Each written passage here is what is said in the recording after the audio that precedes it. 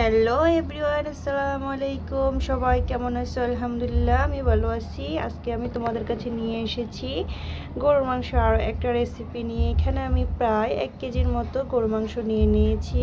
গরুর মাংসটাকে আমি মিডিয়াম সাইজ করে কেটে ভালো করে ধুয়ে পরিষ্কার করে নিয়েছি। এখন আমি এটার মধ্যে বাটা মশলা আর গুঁড়া মশলাগুলো অ্যাড করে মাখিয়ে নিব। এখানে আমি প্রথমে দিয়ে দিব 4 চামচে 1.5 টেবিল চামচ আদা বাটা আর 1.5 টেবিল চামচ রসুন বাটা। দিয়ে দিলাম 1 টেবিল চামচ হলুদের গুঁড়া। দিয়ে দিলাম 1.5 টেবিল চামচ মরিচের গুঁড়া। দিয়ে দিলাম 1 টেবিল চামচ জিরার গুঁড়া। দিয়ে দিলাম 1.5 টেবিল চামচ মরিচের লবণ। এখন এখানে আমি দিয়ে দিলাম কুচি করে রাখা একটা পাকা টমেটো।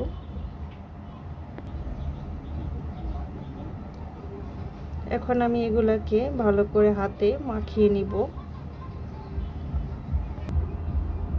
এই তো আমি হাতের সাহায্যে ভালো করে মাংসগুলোকে মশলার সাথে মাখিয়ে নিলাম। এখন আমি এটাকে প্রায় 20 মিনিটের মতো রেস্টে রাখবো।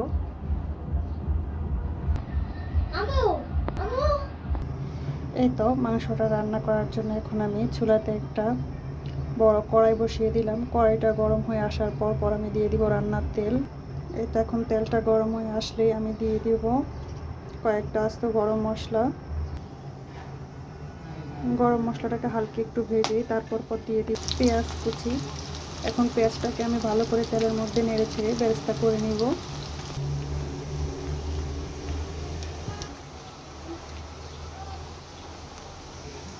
এই তো পেঁয়াজটা প্রায় ভাজা হয়ে গেছে। এখন এই পর্যায়ে আমি দিয়ে দিব মশলা মাখানো গরুর মাংসটা।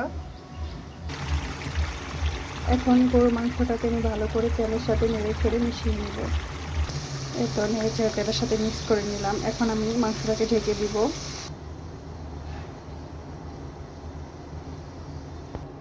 এই তো বেশ কিছুক্ষণ পর ঢাকনাটা সরিয়ে আমি মাংসটা চেক করে নেব। দেখুন মাংসটা থেকে অনেকটা পানি উঠে আসছে। এখন মাংসটাকে আমি নেড়ে ছেড়ে দিব। এই তো নেড়ে ছেড়ে দিলাম। এখন আমি মাংসটাকে আবারও ঢেকে দিব। এই পর্যায়ে মাংসটাকে আমি প্রায় 10 থেকে 12 মিনিটের মতো কষিয়ে নিব।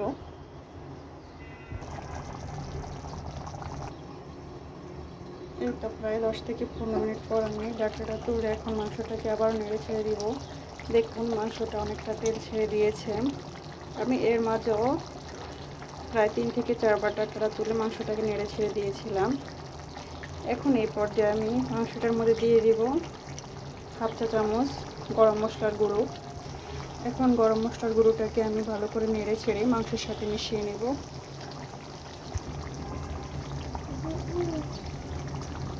এখন আমি এটাকে আরও কিছুক্ষণ ভুনিয়ে নেব, প্রায় 2 থেকে 3 মিনিটের মতো।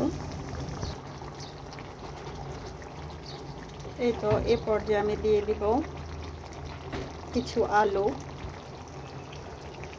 এখানে আমি মাঝারি সাইজের 3টা আলু টুকরো করে নিয়েছি, খোসাটা ছাড়িয়ে এরপর ধুয়ে পরিষ্কার করে নিয়েছিলাম।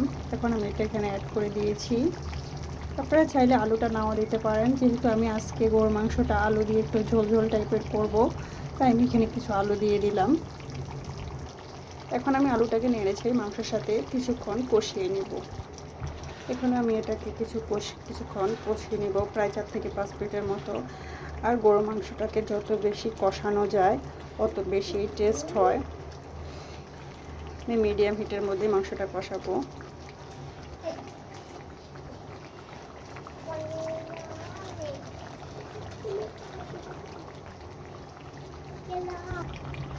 এই তো আমি প্রায় 4 থেকে 5 মিনিটের মতো মাংসটাকে কষিয়ে নিয়েছি।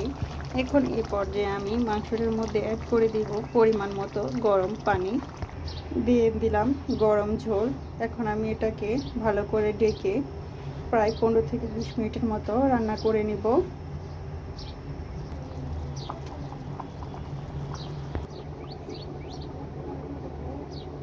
এই তো এই পর্যায়ে আমি দিয়ে দিব কয়েকটা কাঁচামরিচ।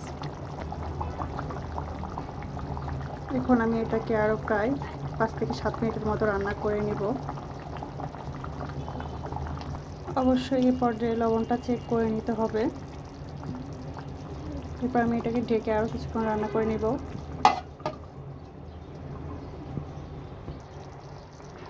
এই তো বেশ কিছুক্ষণ রান্নার পরে যখন মাংসটা তেল ছেড়ে দিবে, এই পর্যায়ে আমি চুলাটা বন্ধ করে দিব।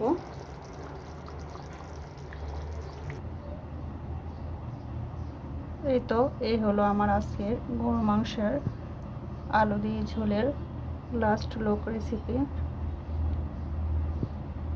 আপনারা অবশ্যই কমেন্টস করে জানাবেন আমার আজকের এই গরুর মাংসের ঝোল রান্না কেমন হয়েছে, আর একটা লাইক দিয়ে যাবেন। আপনাদের এক একটা লাইক আমাকে আরও একটা ভিডিও বানাতে উৎসাহিত করে। এতক্ষণ থেকে আমার ভিডিও দেখার জন্য সকলকে ধন্যবাদ।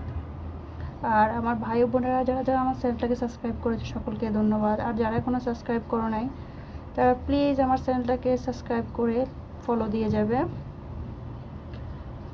সবাই সুস্থ থাকবেন, ভালো থাকবেন, আর আমার জন্য দোয়া করবেন।